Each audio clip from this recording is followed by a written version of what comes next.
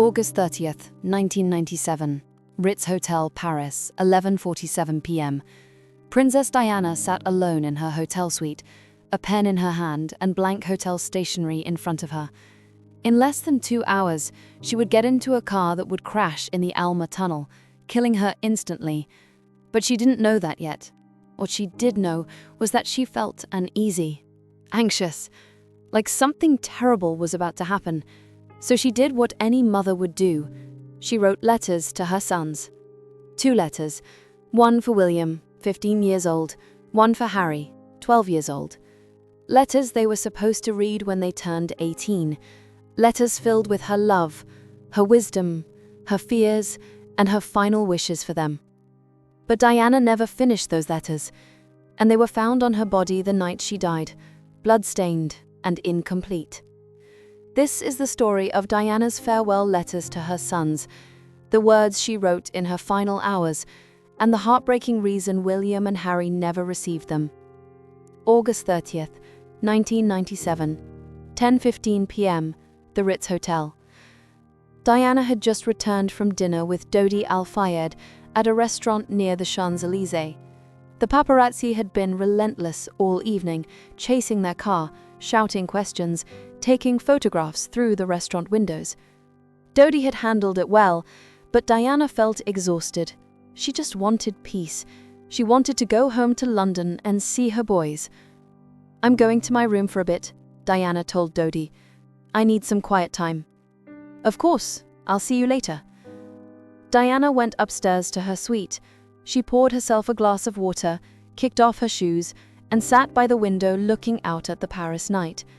Tomorrow she would fly back to London. In 2 days, William and Harry would be back from Balmoral. She missed them desperately. She thought about calling them, but it was late. They'd be asleep. Instead, she picked up a pen and some hotel stationery. She had been meaning to write them proper letters for weeks. Not just quick notes, but real letters they could keep and read when they were older. She started with William. The letter to William. "My darling William," she began. She paused, thinking about her eldest son, 15 years old, already so mature, so responsible. He worried about her constantly. She knew that. She could see it in his eyes whenever she came home from trips. She continued writing. "If you're reading this, it means something has happened to me. I don't know what or when, but I've had a feeling lately that my time might be running out.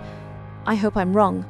I hope you're reading this when you're 30 or 40, and I'm still here embarrassing you with stories about when you were little. But just in case I'm not there, I need you to know some things. First, you are going to be king someday. I know that terrifies you. You told me once that you didn't want the responsibility, that you wished Harry could do it instead. But William, you are going to be the most wonderful king, not because of your bloodline or your training, but because you have something more important, a good heart. Don't let them make you cold. Don't let the palace turn you into someone who cares more about protocol than people. Stay warm, stay kind, stay human. Second, protect Harry. He's going to struggle without me. He's more sensitive than he lets on. He acts tough, but inside, he's still that little boy who needs his mum to tell him everything will be okay. You're going to have to be that for him now. You're going to have to be his protector. Third, marry for love, not duty, not expectation, not because someone is suitable. Marry someone who makes you laugh, who challenges you, who loves you for who you are, not for your title. I married for duty, and it nearly destroyed me. Don't make the same mistake. Fourth, about your father."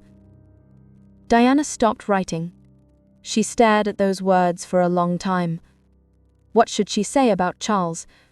Should she tell William the truth about the affairs, the lies, the cruelty, or should she let William maintain whatever relationship he could build with his father? She decided on honesty, but gentle honesty. "About your father, he is not a bad man. He's just a man who was forced into a role he wasn't ready for, married to a woman he didn't love, trapped in a system that doesn't allow for humanity. Try to forgive him, not for his sake, but for yours. Holding on to anger will only hurt you. 5th, about the press. There was a knock at her door. It was Dodi's bodyguard. "Ma'am, Mr. Al-Fayed wants to know if you'd like to join him for a drink downstairs before we leave." Diana looked at her incomplete letter. She'd only written 1 page. There was so much more she wanted to say. "Give me 10 minutes." She turned back to the letter to Harry. Diana picked up a fresh piece of paper and started the second letter. "My darling Harry, you are my wild child, my free spirit, my joy. You make me laugh even on my darkest days. Never lose that light inside you. I know you feel different from William. I know you feel like the spare instead of the heir. But Harry, you are not spare anything. You are essential. You are loved. You are exactly who you're supposed to be. Here's what I need you to know. Don't be angry. I know you have a temper. You get that from me. But anger is just pain in disguise. When you feel angry, ask yourself what you're really feeling. Usually it's hurt or fear. Deal with those feelings instead. Find your purpose. You don't have to be king. You don't have to follow the same path as William. You can make your own way. Do work that matters to you. Help people. Make a difference. That's what will make you happy." "About your real father," Diana stopped. She stared at what she'd just written. About your real father. She had never told Harry about James Hewitt. She'd never told anyone that Harry might not be Charles's biological son. She'd kept that secret locked away, terrified of what it would do to Harry if he ever found out. But if she was writing farewell letters, if she was preparing for the worst, shouldn't Harry know the truth? Her hand trembled as she continued. "About your real father, there are things I need to tell you. Things I've kept from you to protect you, but you deserve to know the truth, even if it's painful. Charles may not be your biological father. There was someone else. His name was James Hewitt. He was kind to me when no one else was. I don't know for certain, but I think..." Another knock at the door, this time more urgent. "Ma'am, we really need to leave soon. The paparazzi are gathering outside. The longer we wait, the worse it will be." Diana looked at her 2 incomplete letters. William's was 1 page. Harry's was half a page. She'd barely started. There was so much more she wanted to say. 5 more minutes. She tried to write faster. To William, she added, "Take care of your brother. Love your wife. Be a good father. Remember that being royal is about service, not privilege. And know that I will always, always love you. Even if I'm not there, I'm watching over you. You are my greatest achievement. I'm so proud of you. All my love forever, Mummy." 11:55 p.m. Time to leave. "Ma'am, we really must go now." Diana folded both letters and put them in her purse. She would finish them later. Maybe tomorrow on the plane back to London. Maybe when she got home and had more time. She had no idea there wouldn't be a later. 12:20 a.m., August 31st, 1997. The crash.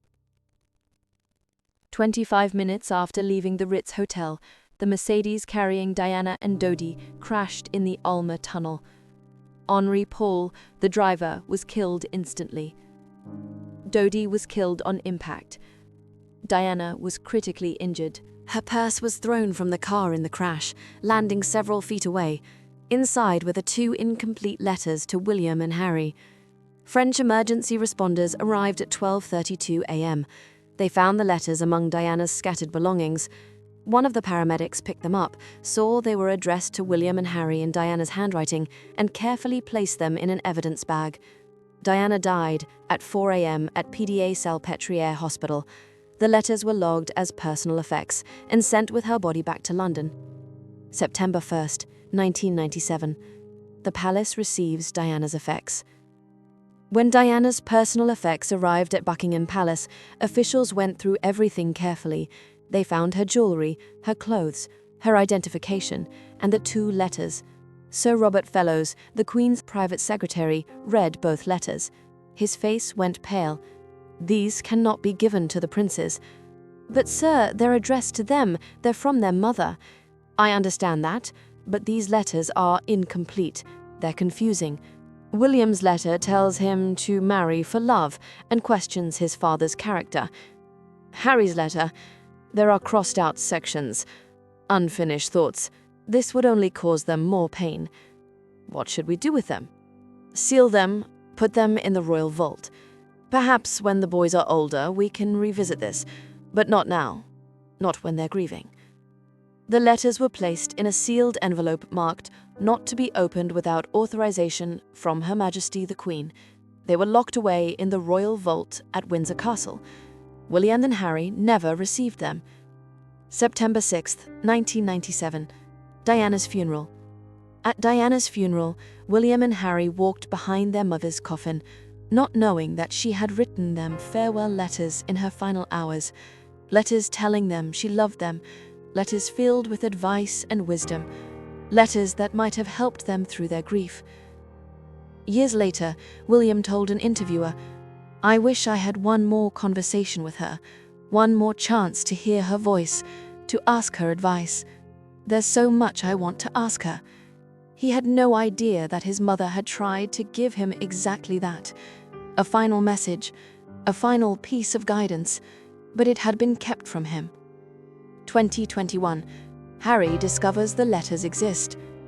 In 2021, while researching his mother's life for his memoir, Prince Harry learned about the existence of the letters. A former palace employee, speaking on condition of anonymity, told him that Diana had written farewell letters the night she died. Harry immediately contacted Buckingham Palace and requested access to the letters. The palace's response: "We have no record of any such letters." But Harry didn't give up. He hired lawyers. He demanded that the royal vault be searched. He threatened to go public with the allegations that the palace was hiding his mother's final words. Finally, in December 2021, the palace admitted the letters existed. The letters were deemed inappropriate for viewing at the time of the princess's death. They remained sealed for the protection of all parties involved. Protection? Harry was furious. "You're protecting us from our own mother's words? I want those letters, now." December 2021. Harry reads his mother's letter. After months of legal pressure, Harry was finally allowed to read his letter from Diana. He sat alone in a private room at Kensington Palace, hands shaking as he opened the envelope that had been sealed for 24 years. When he finished reading, he was crying. His mother had written to him in her final hours. She had told him he was loved. She had told him he was essential, not spare. She had tried to tell him something else, something she'd crossed out, but he could still make out the words beneath the scribbling. "About your real father." Harry stared at those crossed-out words for a long time. What had his mother been trying to tell him? What secret had she decided not to reveal? He would never know. And that might be the cruelest part of all. 2022. William refuses to read his letter. When the palace offered William access to his mother's letter, he declined. "I don't want to read something she wrote expecting to die. I want to remember the conversations we actually had, the real moments, not some letter she wrote in a panic." Catherine, William's wife, tried to convince him. "William, she wrote to you. She wanted you to know something. Don't you want to hear it?" "What I want is my mother back. What I want is one more real conversation with her. A letter isn't that. It's just words on paper from someone who thought she might die. That's not how I want to remember her." The letter remains sealed. William has never read it. The tragedy of unfinished words. Diana's farewell letters to her sons represent one of the great tragedies of her death. She tried to leave them with final words of love and guidance. She tried to prepare them for a life without her. She tried to give them one last gift, but she ran out of time. The letters were incomplete, and then the palace decided her sons shouldn't receive them anyway. 27 years later, Harry has read his letter and found both comfort and new questions in his mother's words. William has chosen never to read his, preferring to remember his mother as she was in life, rather than in her final, fearful hours. Both brothers lost their mother that night in Paris, but they also lost something else, the final message she tried to give them, the unfinished words of a mother who knew she might be running out of time. And perhaps that loss is almost as painful as losing her. Disclaimer: this video presents a dramatized and speculative account. There is no confirmed evidence that Princess Diana wrote farewell letters to William and Harry on the night of her death. This narrative is a fictional exploration of what such letters might have contained, based on Diana's known feelings about her sons, her documented concerns about the royal family, and her public statements about motherhood. Any letters, conversations, or palace actions depicted here are creative interpretations meant to explore the emotional reality of Diana's final hours. Viewer discretion is advised.